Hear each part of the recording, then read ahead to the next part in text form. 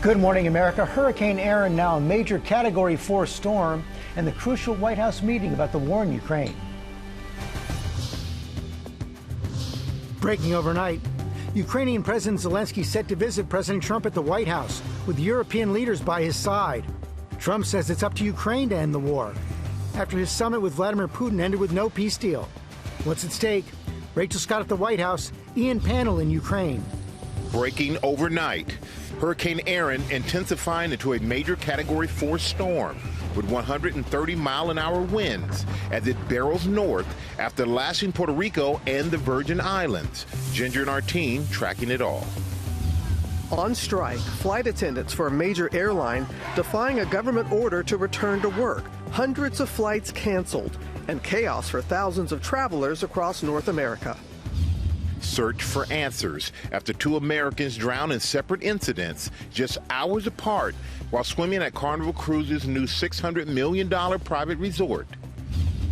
Player safety in the spotlight. Chargers medical staff on the field here at SoFi Stadium. Concerns about injuries before the NFL season starts. What the league is doing to help protect players. New details on the escape of the so-called devil in the Ozarks, how the convicted killer and former police chief broke out of prison and survived for 2 weeks before he was caught. The emergency crash landing on a golf course, and the good Samaritans who raced to help the pilot and passenger. The surging price of electricity. It's not your imagination, and it's not just your AC.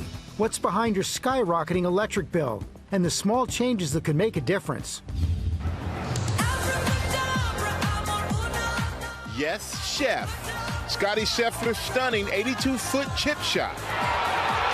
Can you believe what you just saw? Surging him to his 5th PGA Tour title of the year.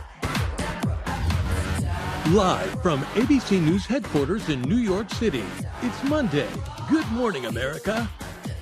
It is Monday, and we do say good morning, America. Two big stories this morning. Hurricane Aaron becoming a major Category 4 storm again, gaining strength in the Atlantic. This is what Aaron looks like from space. The storm is not expected to make landfall here in the U.S., but it could cause what the National Hurricane Center calls life-threatening rip currents along the East Coast. And take a look at this stunning video from inside Hurricane Aaron, taken by the hurricane hunters who flew right into the storm. Aaron's outer band are causing heavy rain and rough surf in Puerto Rico, with tropical storm warnings in several Caribbean islands. We have team coverage with Victor Okendo on the Outer Banks of North Carolina, and Ginger and our weather team here in the studio with the timing and the track. That is coming up. First, a major White House meeting following Friday's summit between President Trump and Vladimir Putin. That's a live look at the White House right now, where Ukraine's President Zelensky arrives later, bolstered by European allies, for a meeting with President Trump. We have team coverage from Washington and Kyiv this morning. We begin with Rachel Scott at the White House. Good morning, Rachel.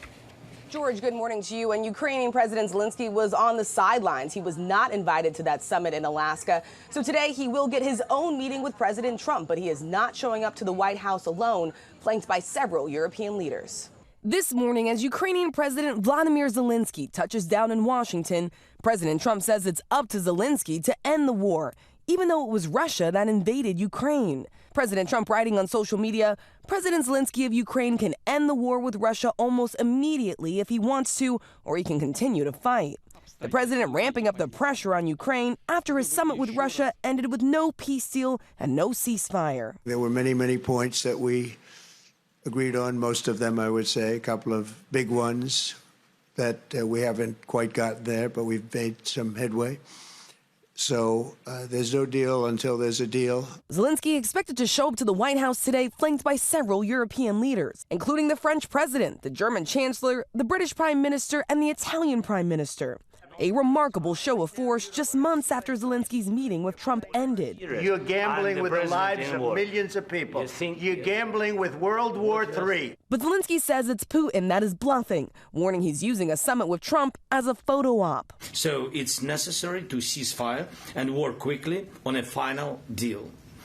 We'll talk about it in Washington. Putin does not want to stop the killing, but he must do it. The president said he would walk out of the meeting if Putin wasn't serious about a peace deal and warned that he could face tougher sanctions. I want to see a ceasefire rapidly. I don't know if it's going to be today, but I'm not going to be happy if it's not today. But no agreement was reached, and so far Putin has not faced any consequences.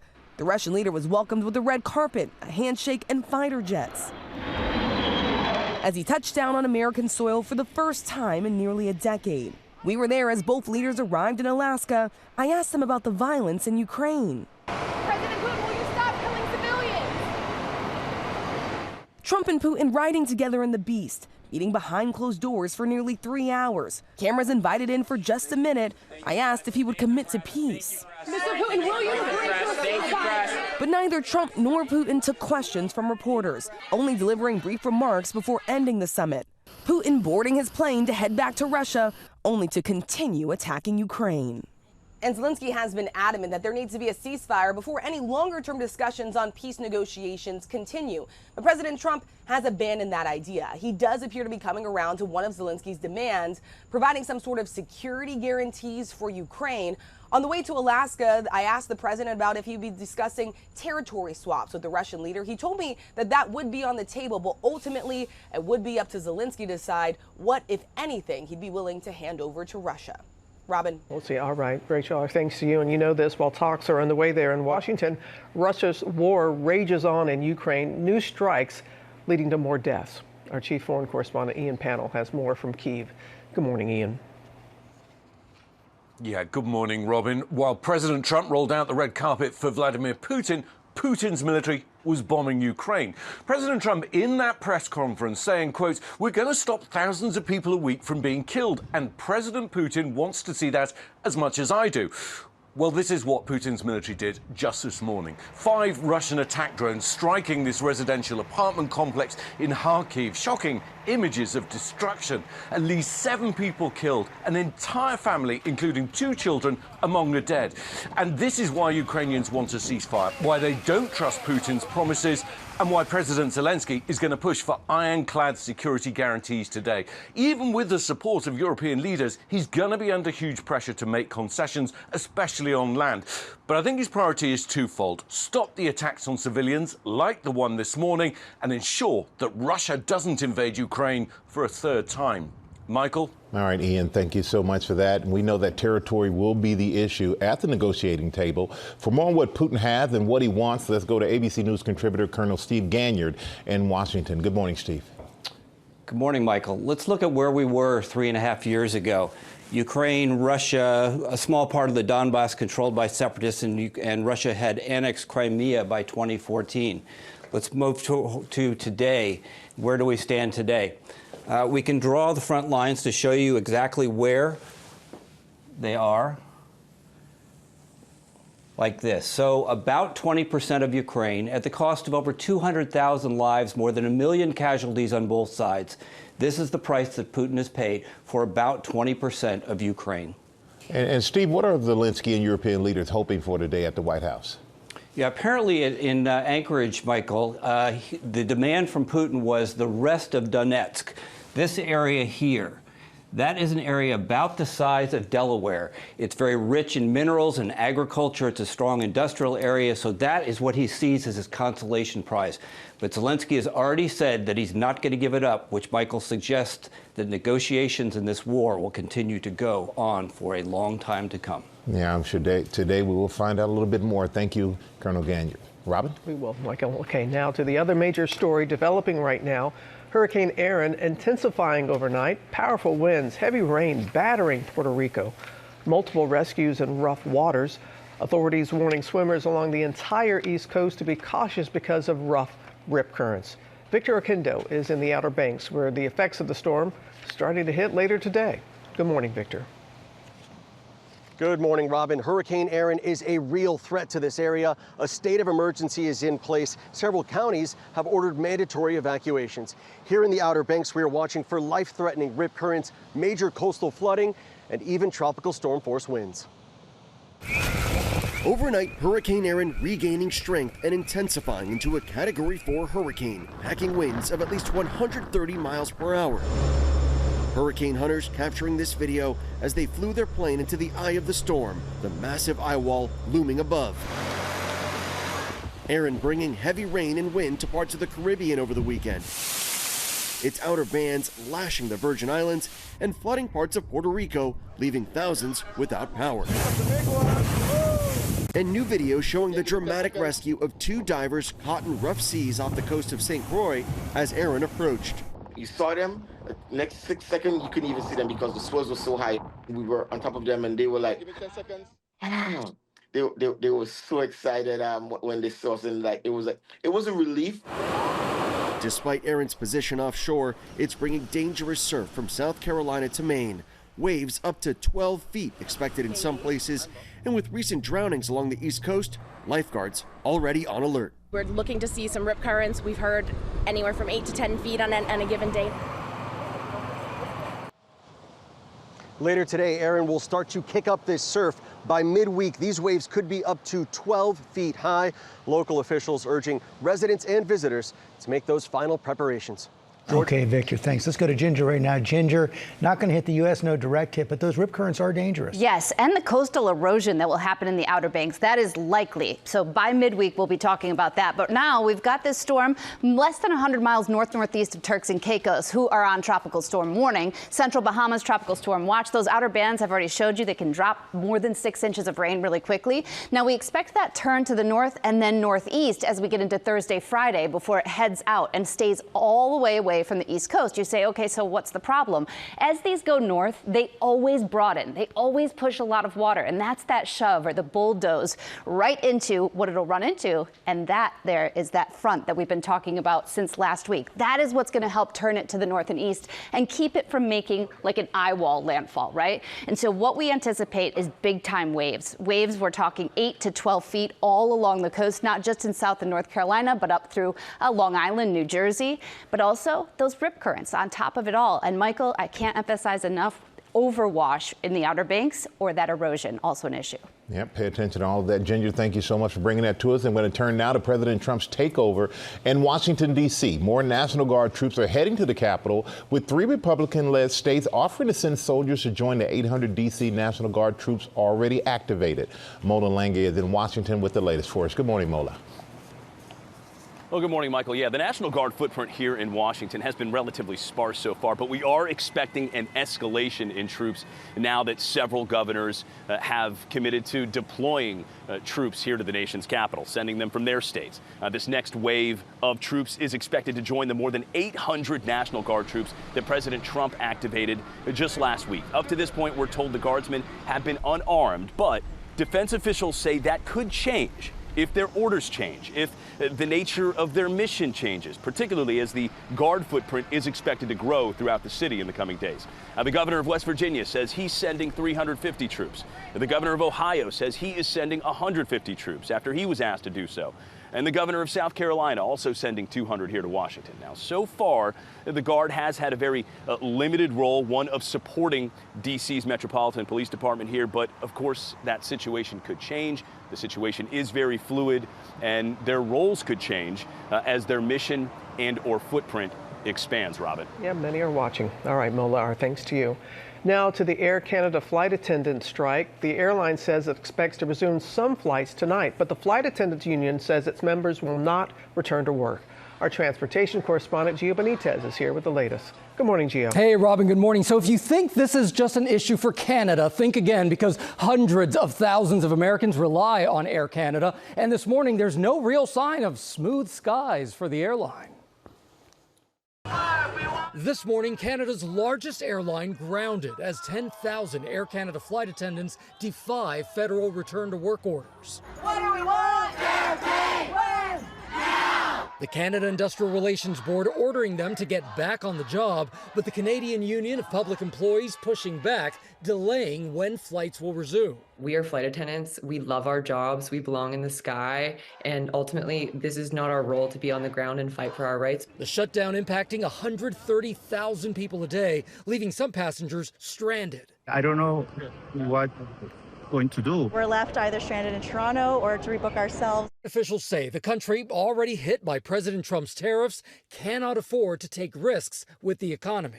In a year where Canadian businesses and families have faced too much disruption and uncertainty, they shouldn't have to shoulder another blow. They have been acting in poor faith since the beginning. We have no problem going to work. We just need to be paid to do our duties and ensure that we are compensated in a fair manner. And just moments ago, Air Canada said that the situation is so unpredictable right now that they actually have to suspend their financial outlook for the whole year because it's now impossible to provide a reliable forecast. So it's pretty serious. It sure is. Yeah. Thank you, Gio. Now we're going to remember actor Terence Stamp. The British star died Sunday at the age of 87. He was best known for his intense portrayals of villains, including in 2 Superman movies. Chris Connolly here with a look at his life and career. Good morning, Chris. Hey, good morning, George. Intense, enigmatic, complicated, fascinating. Yeah, Terence Stamp had just one of those faces made to order for movie stardom, whether he was playing a hero, a villain, or maybe a little bit of each. You alone will be held responsible by me. Blessed with one of the most memorable gazes in 20th century cinema, British actor Terence Stamp could mesmerize movie audiences. Whether he was playing the villain General Zod in 1978's Superman and 1980's Superman 2, Kneel before Zod! haunting moviegoers in the 1965 thriller The Collector, or playing the title character in Billy Budd for the 1962 film that served as Stamp's first real introduction to film viewers, earning him an Oscar nomination. Sail 1 mile off the starboard bow! Let's keep dancing. Decades later, stealing this shake your groove thing barroom dance scene lock, stock, and pigtails as transgender performer Bernadette in the 1994 Australian hit The Adventures of Priscilla, Queen of the Desert. He'd earned his prowess in the theater. Stamp even played Alfie on Broadway. Stamp worked steadily later in his career, appearing in Star Wars Episode I, The Phantom Menace, as Chancellor Valorum, and more recently, alongside Adam Sandler and Jennifer Aniston in the 2019 Netflix comedy Murder Mystery. Who are you? That face and those eyes, a timeless gift. Terence Stamp, a movie legend forever.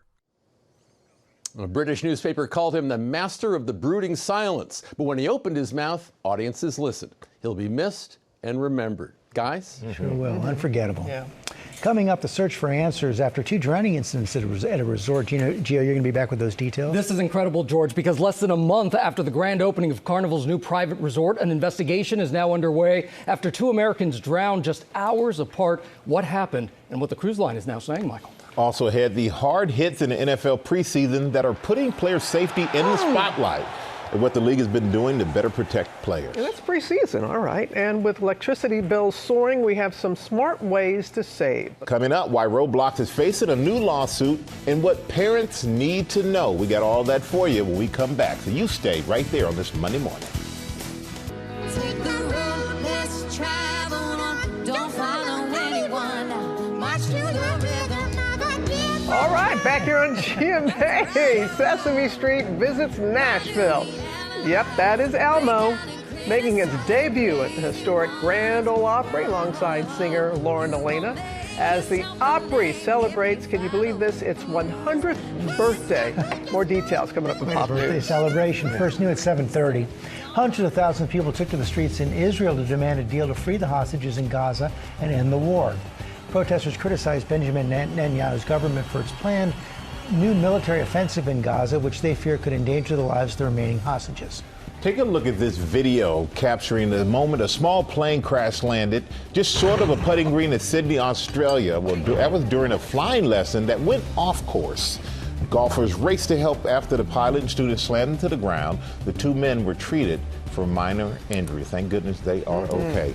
And what some are calling the catch of the decade at the Giants-Buccaneers showdown, not football, baseball, there he is. Jung-Hoo Lee juggles it, then makes the grab right between his knees. Incredible, incredible catch. Catch it, young man. Got it right there. Yeah, counts. And he was He very simply. It did not hit the ground. Are you sure? He very simply explained it by saying it was a funny catch for sure. That's all he had to say about it. All right. That's his story, and he's sticking to it. Well, you can see on video. He caught that right. I'm with George. And if he didn't, hey, I'm riding with it's all it. right. It's okay. Now we have tragedy at Carnival's new private Bahamas resort as 2 American tourists drowned just hours apart in less than a month after the resort's grand opening. Gio Benitez is back with that story. Gio? Hey, Robin. Yeah, this one is heartbreaking and it's a mystery. 2 people, each traveling with their families, died in what authorities say were separate drowning incidents. And as you can imagine now, it has sparked a major investigation here. This morning, tragedy in paradise after 2 American tourists drowned in separate incidents, according to authorities, at Carnival Cruise Line's brand new private destination, Celebration Key. An investigation now underway after authorities say a 79-year-old man had become unresponsive while snorkeling at a beach. Then hours later, a 74-year-old woman from a different ship became unresponsive while swimming in a pool. Both were pulled from the water by a lifeguard and given CPR, but neither one survived. In a statement, Carnival confirming the incident, saying, "We are saddened by the loss of our guests. We have trained lifeguards and medical professionals who respond promptly." The $600 million luxury compound on Grand Bahama Island opened just last month. Carnival's ships dock there, allowing passengers all-exclusive access to the area.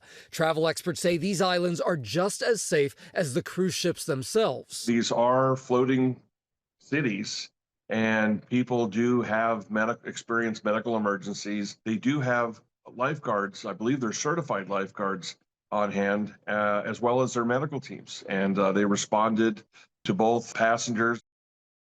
Now, what's unique about this island is that its pier can actually fit 2 of Carnival's largest cruise ships at the same time, so many people can get exclusive access to this island. But no doubt, this is not a headline that Carnival would want just a month after opening. But they were not related. They were not related. That's what they said. Deaths. Yeah. Oh, wow. All right. Thank you for bringing that to us, Gio. We're going to turn now to the NFL and the safety concerns after some dangerous hard hits in the preseason.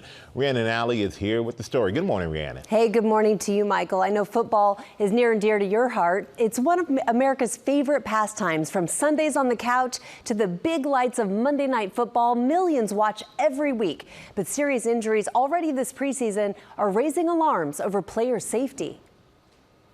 This morning, the NFL season hasn't even kicked off yet, but the injuries are already piling up across the league. Johnson once again was the target for the Rams. Chargers wide receiver Quentin Johnston taking a brutal hit Saturday against the Rams. Chargers medical staff on the field here at SoFi Stadium.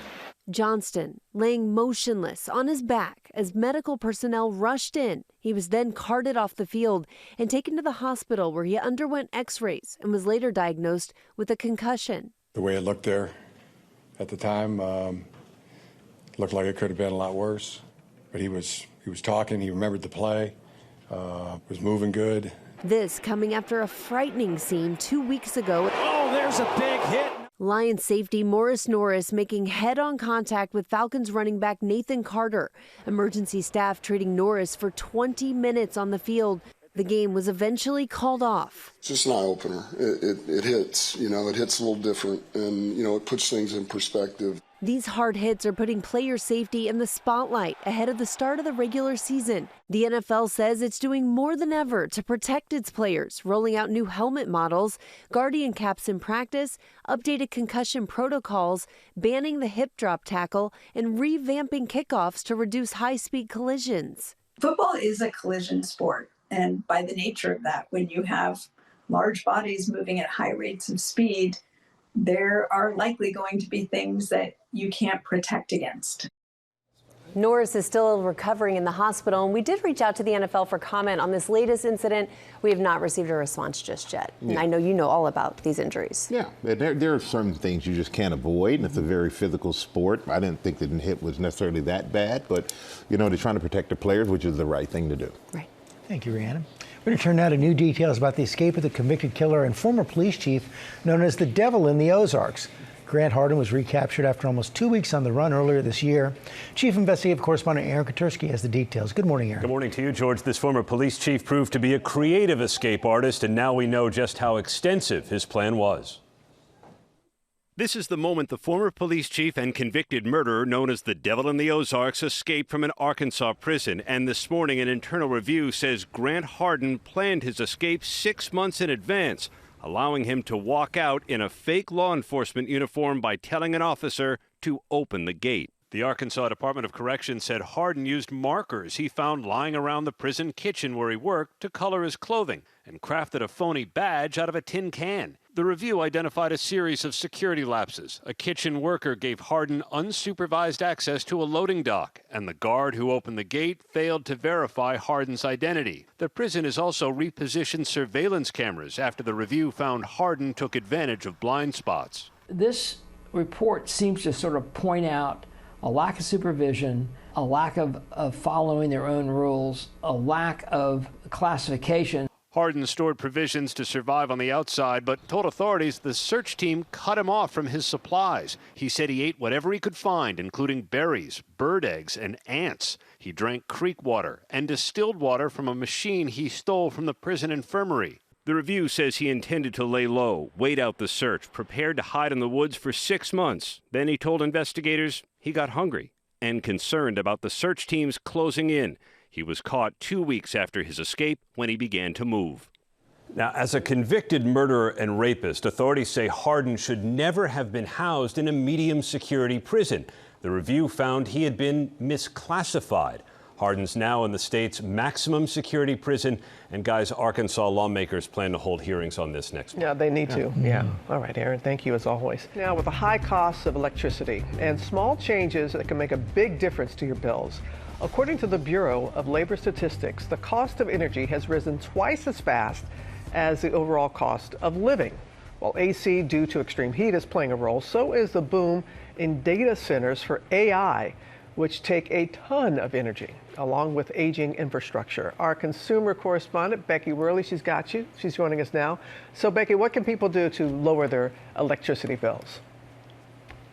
Well, Robin, you want to start by thinking about what's the biggest consumer of energy in your house during the summer? Well, according to the Department of Energy, your air conditioning accounts for 19.5% of your electricity bill, almost 20%.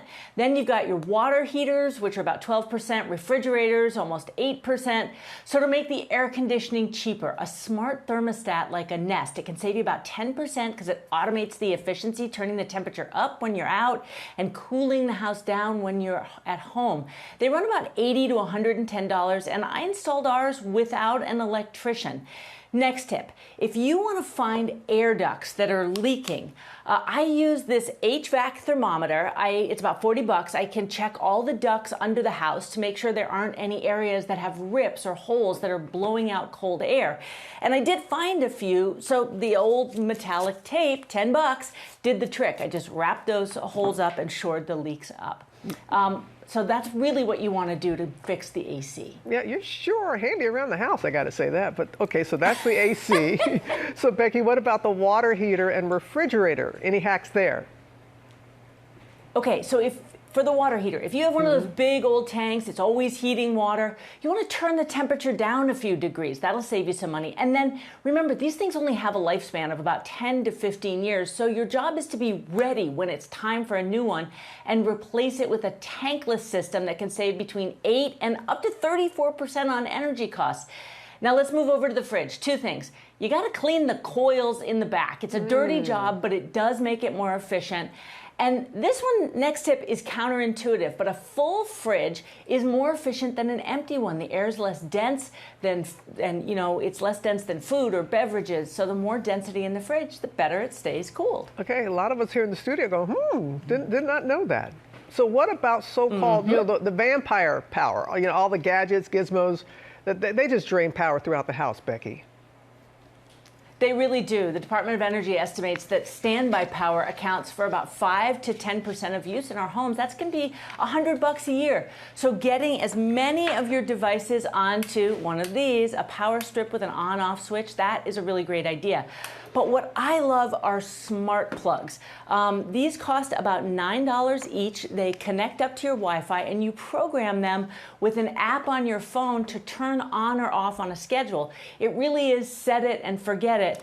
Plus, I have mine, and I have them all through the house I have them on voice command, so I can say, Alexa, turn off backlights and TV, and it should turn everything off. It's a cool trick, and they could save you some cold cash. Or as my daddy would say, just get up off the couch and turn it off. Even just like that, turn off the lights, turn off the lights. All great hacks there, Becky. Thank you. Get out of the jar. Come on, Alexa, come back on. Now with our play of the day, a miraculous comeback win on the golf course.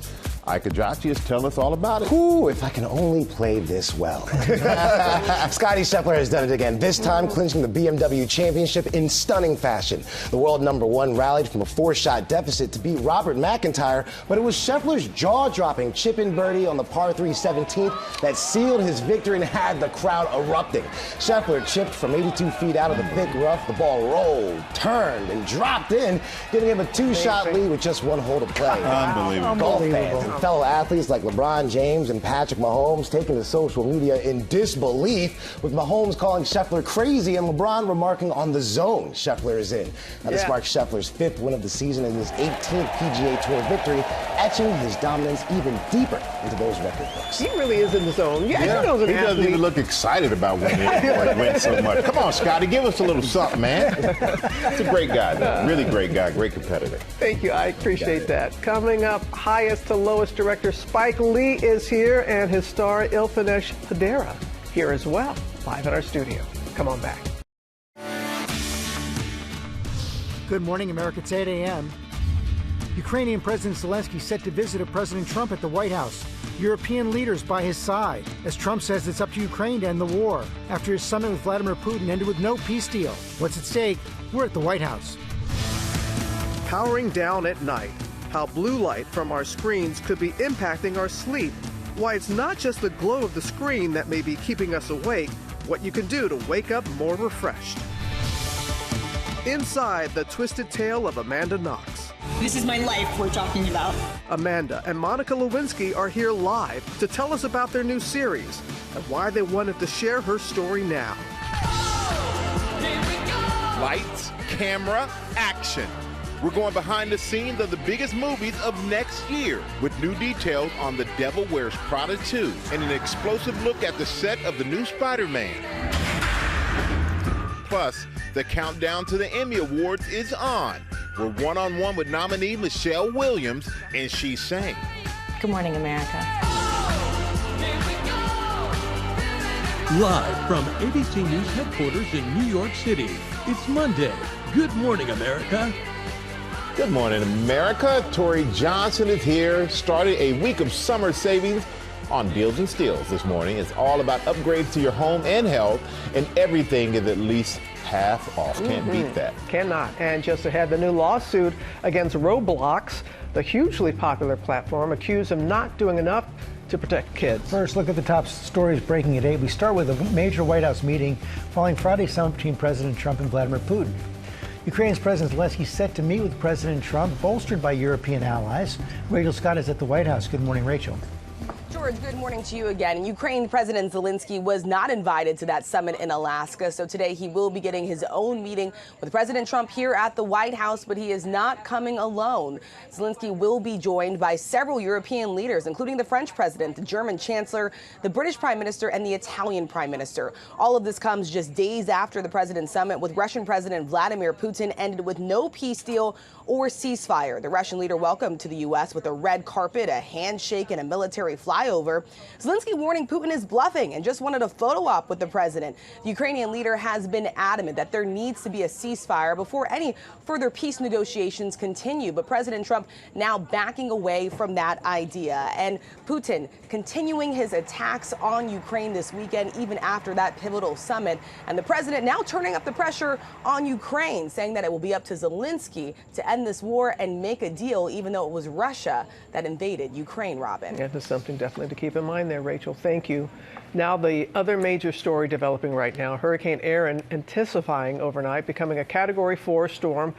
as it gains strength in the Atlantic. Ginger has the track and timing. Hey there, Ginger. Hey, so Aaron, it is still a Cat 4, Robin, at last update, and 130 mile per hour max sustained winds. But those outer bands lashed Puerto Rico. More than a half-foot of rain in some places, and yes, some gusty winds. And that's what we're seeing this morning in Turks and Caicos. Again, the core of the storm is still more than 115 miles north-northeast of Turks and Caicos. But we've got the southeastern Bahamas also on tropical storm warning, central Bahamas on tropical storm watch. The track takes it, and hopefully by tonight we get that northerly turn. And I know that everybody's saying, well, how do you know it's going to turn away from the coast? We have this front. That's why it's so cool in the northeast, and that is going to help usher it off to the north and east as we head through Wednesday, Thursday, Friday. So before it gets there, you could see some tropical storm force winds making their way to the Outer Banks, even some gale force winds, and certainly not something I'd want to be out on a boat for, because in the high seas, big time waves. But if you even go close to shore here, up through the Jersey Shore, along the Outer Banks, 8 to 12-foot waves.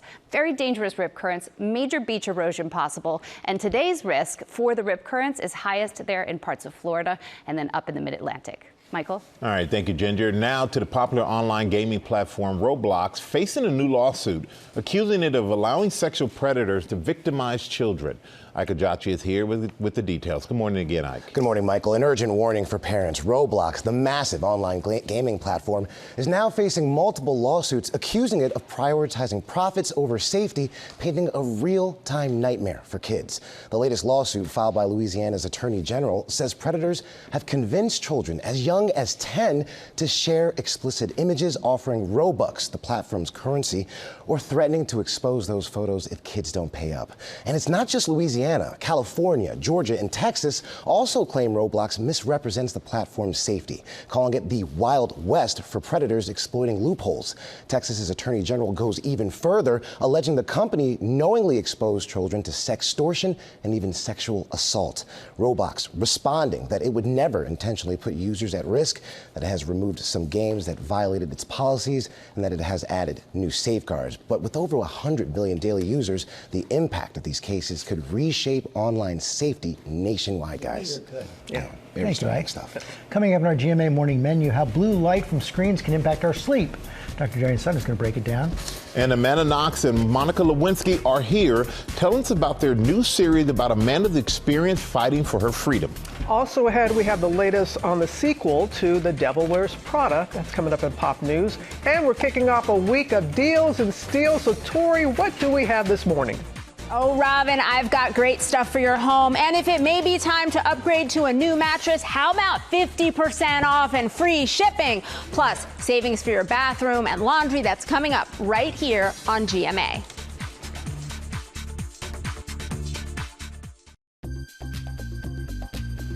And we are back with our GMA cover story, a health alert about blue light and its impact on sleep.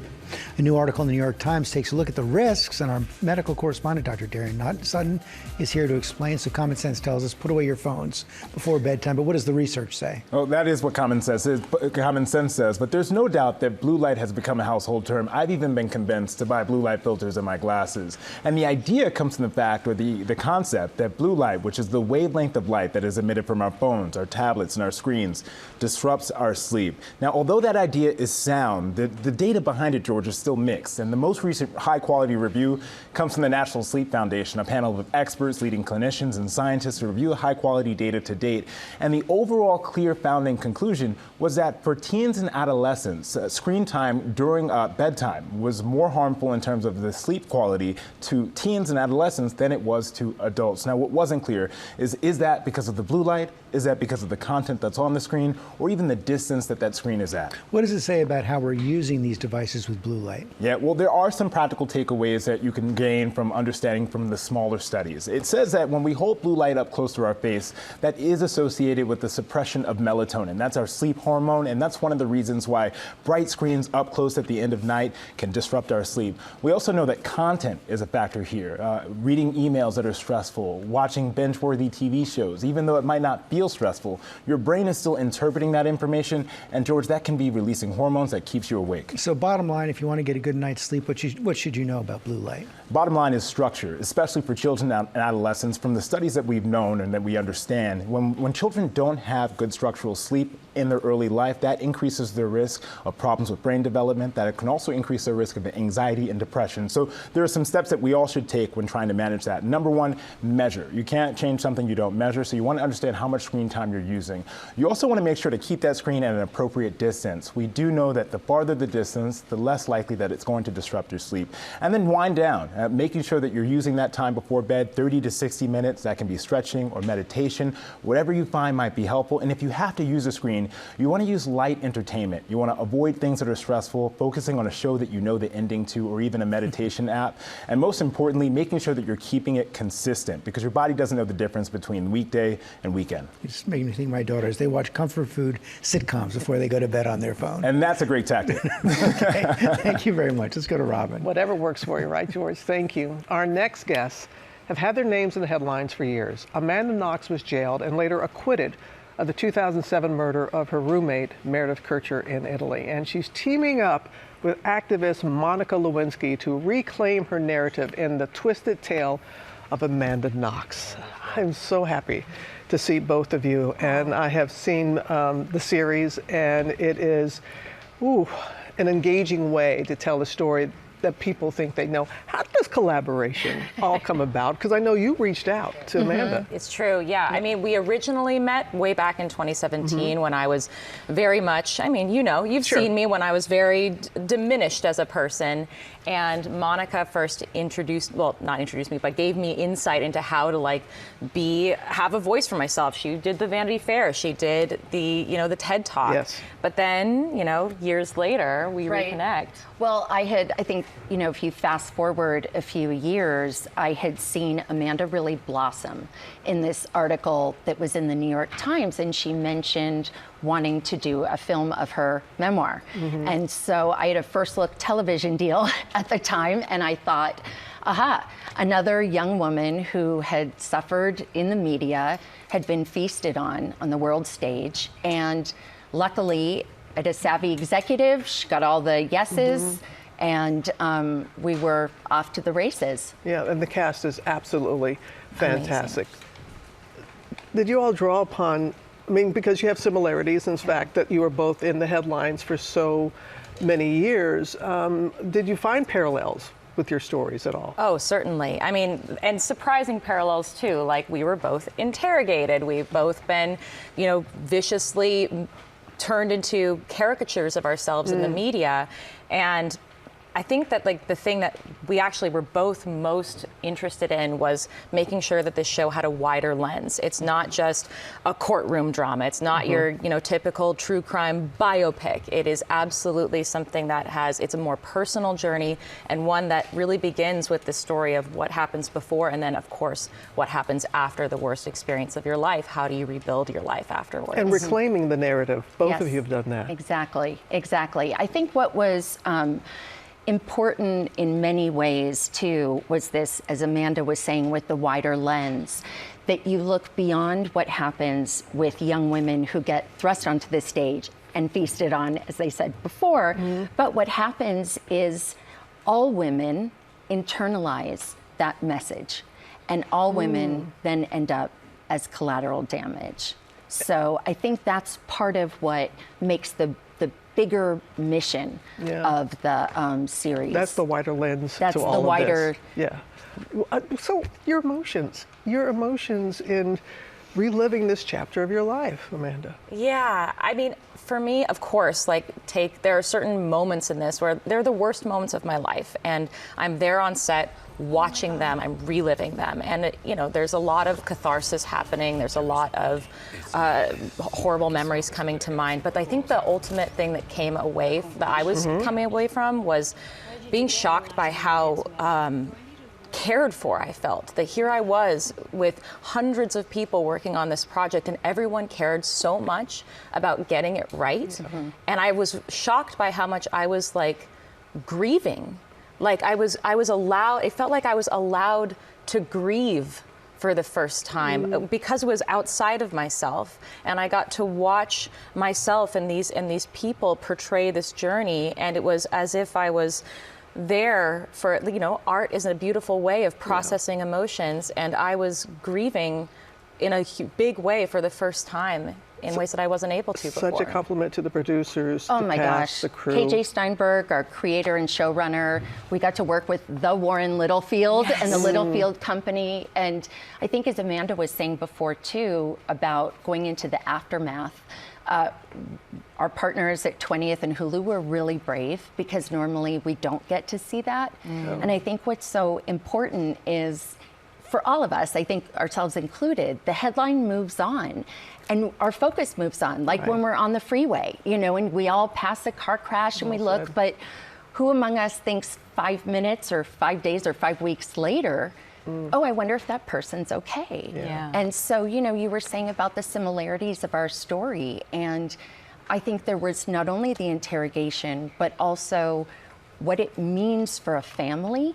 You know, we both belong to people, and so they're all impacted too, and I think you get to see that in the aftermath and really come to understand how hard it is to move forward. But I think for young people, or I hope for young people, it's also a message that you can get through it. You mentioned family, and so in this scene, Amanda's mother comes to Italy and hears the news for the first time. Here it is.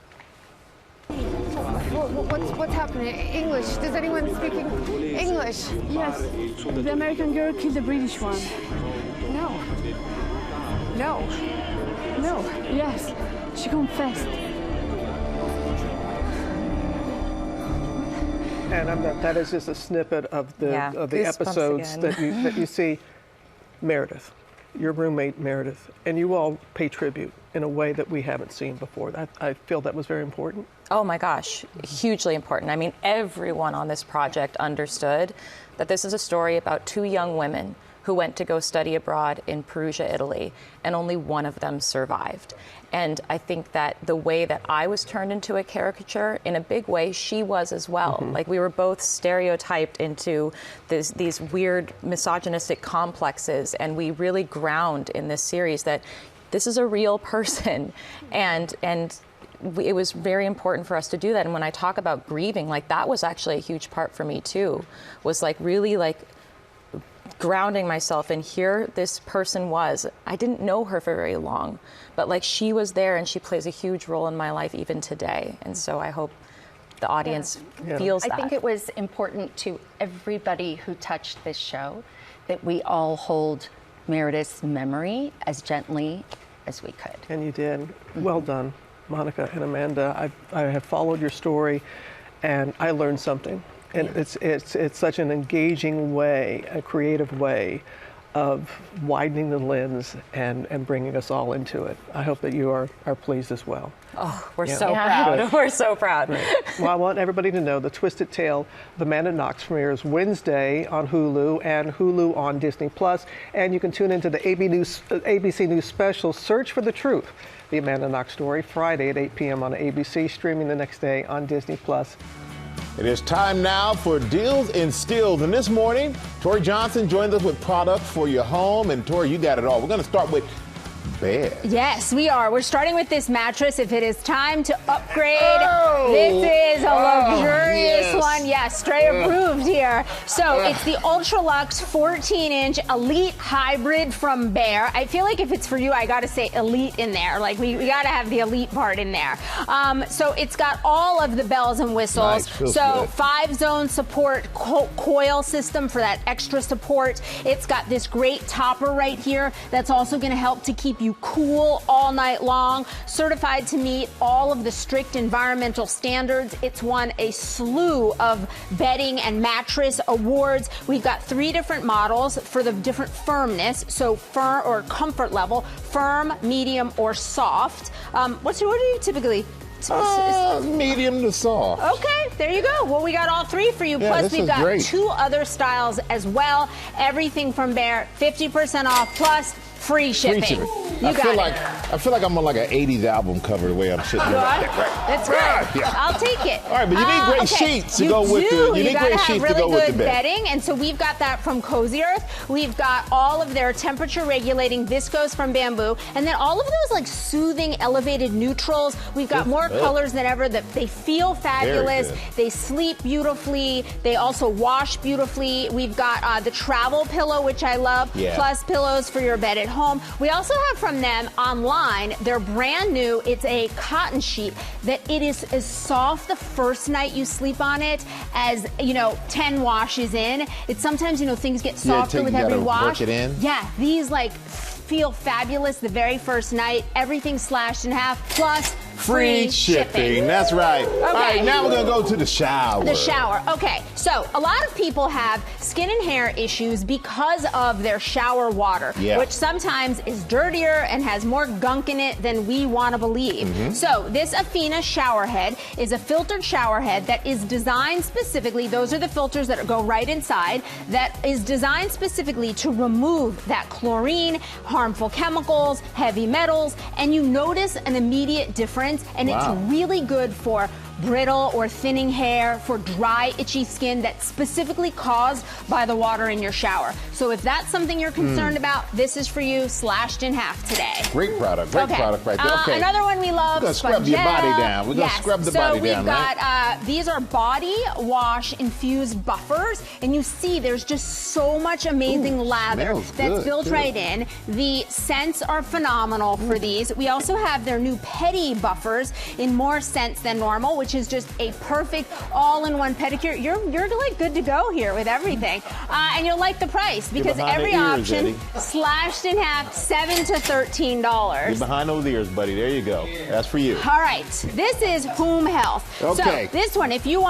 put one foot on there and then pull up so that it won't fall. Yep. So you would pull that right here to that waist level, just like that. You'll notice under your fingers there are sensors that are built in there, and what's happening with those sensors is that they scan torso, arms, legs, heart to deliver more than just weight, but body composition, heart health, because it's so important to know more than just weight. So for example, are you losing or gaining muscle or fat? You don't know when it's just the number. And so this syncs with an app, a free app, so that on your phone you can get all of this incredible data, more than 40 different health metrics, easy goal tracking, and just more information makes you more empowered, ultimately can make you healthier, 50% off and free shipping. You know what I just learned from that? I wear very heavy clothes. There you go. All right, Frenchie, look at these brand new dryer balls, little footballs here. Yeah. All right, we've got footballs, baseballs, we've got everything. Swap your dryer sheets for these. They make laundry better.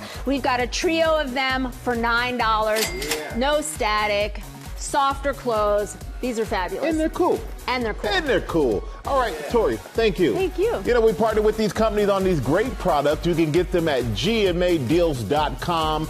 That QR code on the screen takes you there as well. Tori is back tomorrow with more great deals. And coming up in Pop News, we have behind the scenes of some of next year's biggest movies when we come back.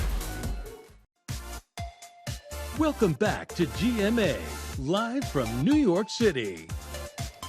And how about we come back with a little pop news there, Gio? Let's do that. And we're going to start here with some movie magic. An inside look at that. We've got some new intel on the production from Devil Wears Prada 2. Anne Hathaway was just spotted filming scenes on New York's Upper East Side where Miranda Priestley, her old boss, lived in that first movie. You remember that? Now, we don't know what she was doing at the house, but we're going to find out when the movie hits theaters on May 1st next year. So we got to wait for a bit. Meanwhile, Spider-Man has turned the streets of Glasgow, Scotland into Midtown Manhattan with an epic stunt and dramatic scene for Tom Holland's superhero.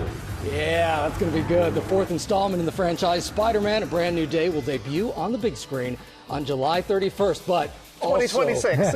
We got anything right now? It's going to be great. It's worth the wait. They're priming us, Rob. Got it. You know, 100%. I'm with you.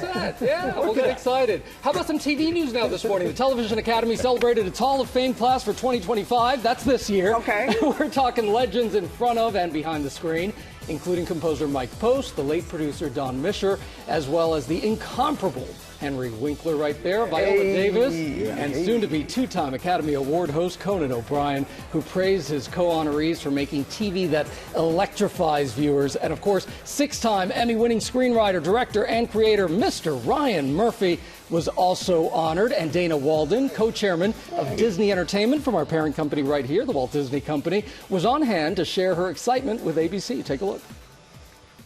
I'm here to present to Ryan Murphy, who's been an incredible partner for many, many years. We've worked together almost 20 years now.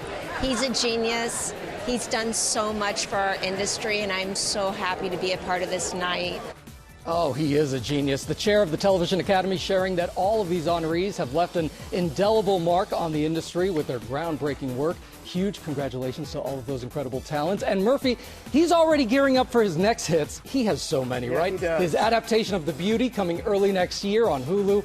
And then this fall, here's one for you, Robin. This fall on Hulu, he's debuting All's Fair, starring Kim Kardashian, Naomi Watts, Niecy Nash, and more. The cast will be joining us right here on GMA in October to tell us all about That it. is quite a cast. Yeah. Niecy never fails. I know. She never fails. Also this morning, Sesame Street is taking over Nashville. Elmo officially channeled his inner Taylor Swift.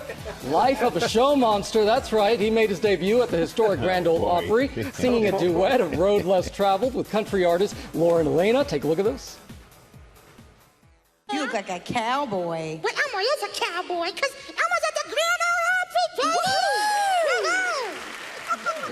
Take the road less traveled on. Don't follow anyone. March to the rhythm of a different trail. Well, after Elmo, we should all have singing, right? I know. Star Abby Kadabi was also on hand, teaming up with Loretta Lynn's granddaughter to sing one of the late country star's beloved hits, You're Looking at Country, all to help the Opry celebrate its 100th birthday. Wow. Just amazing. And let's finish off with little puppy here. Okay. Call him Milo, Spy Master Milo. This sweet pup is throwing his hat in the ring to play the next James Bond, practicing for the role by spying on his own humans. His mom, Nicole White, telling us that this is a very common occurrence for their family, and the internet just loves it. Look at him right there. That video racking up 4.5 million views on TikTok. Robin, I feel like I've seen Little Man Lucas. Oh, yeah, he does. He does. He doesn't have 4.5 million views doing it, but yeah, that's something. Thank you for sharing that with us. Appreciate that. Now, with a summer camp that really scores for kids, improving their reading and writing skills by connecting it to something they love. Sports. Let's take a look. This is former soccer player Bradley Wright Phillips. Wright Phillips, beautiful move, gets a shot. He's done many press conferences, but this one is a bit different. Did you notice the difference between English soccer and MLS then? Here, kids ask the questions. You're the all-time leading scorer for the Red Bulls. How would you feel if somebody beat your record? The program is called Right on Sports. It's helping middle school students, primarily from underserved communities, build critical reading and writing skills using sports. The approach is quite simple. First, interest-based projects.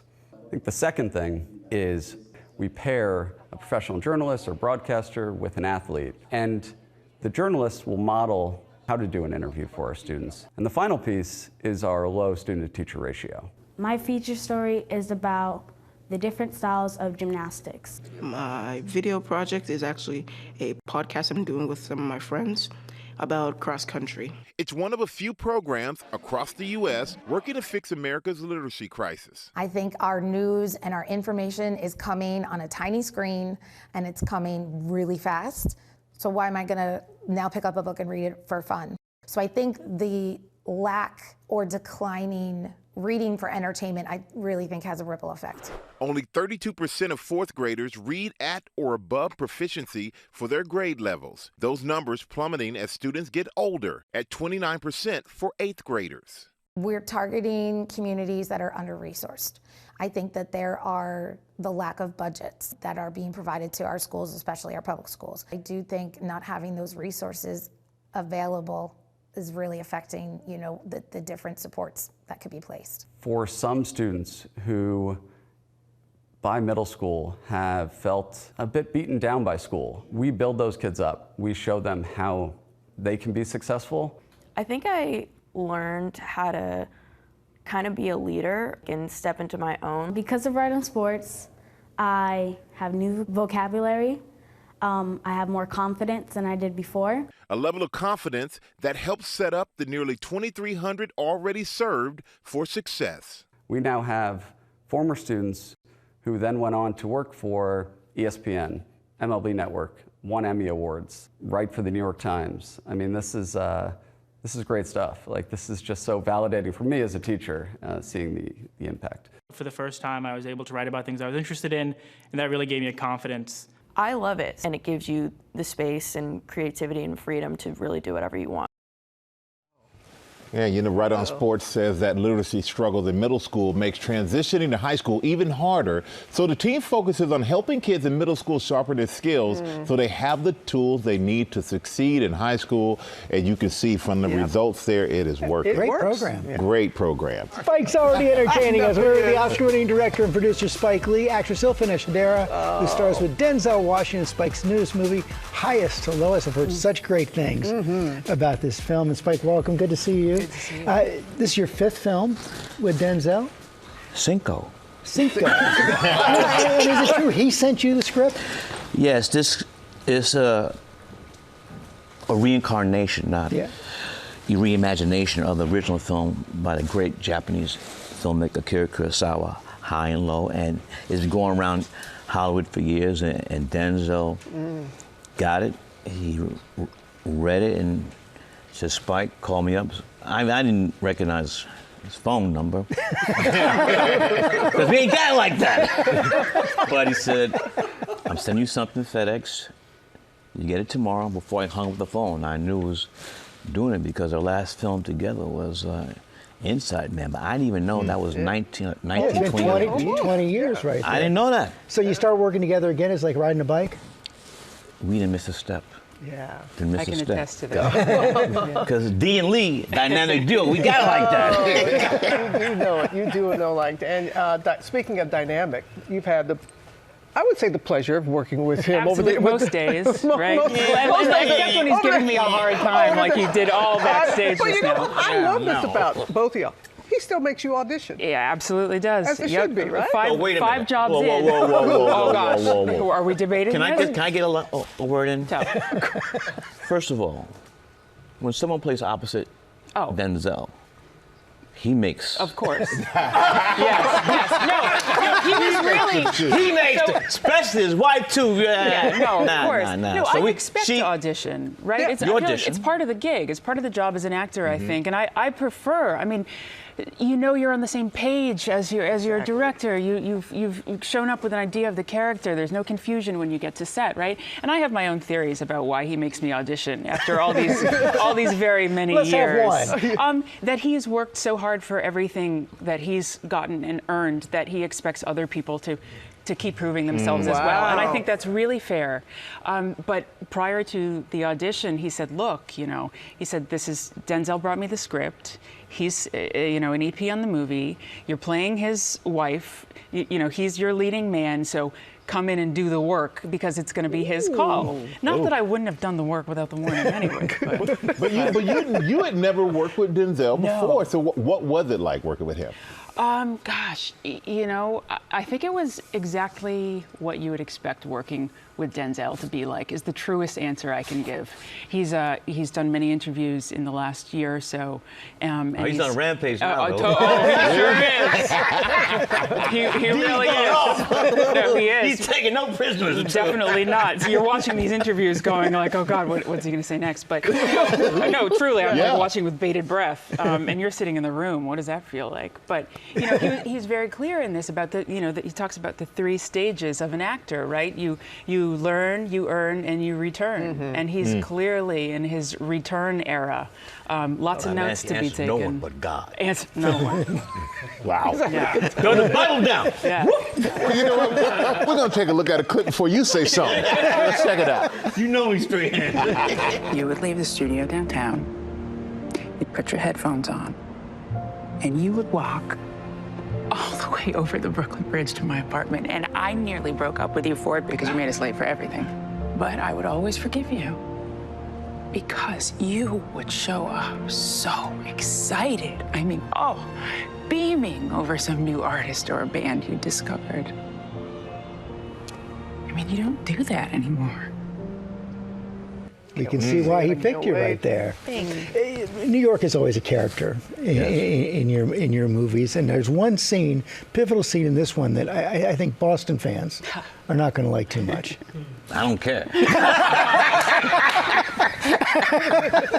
They know what they can do. Straight hand. But they got to go to the movie. Let me show you this. Let me show you this.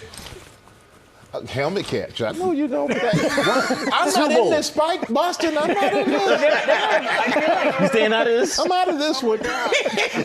There are a few scenes that Boston fans might not like in our film. They're kind of sprinkled throughout. Not just one, right? not just one. But what is it like shooting a New York City film with that man right there, Mr. New York? Well, I'm really lucky. I've done 4 seasons of Godfather of Harlem, which also shoots in New York, and it's near and dear to me because it's about Harlem, and we shoot so much of it in Harlem. But, you know, a New York project in Spike's hands is very different than a New York project in just about any other, you know. Well, at least see a little bit out of it.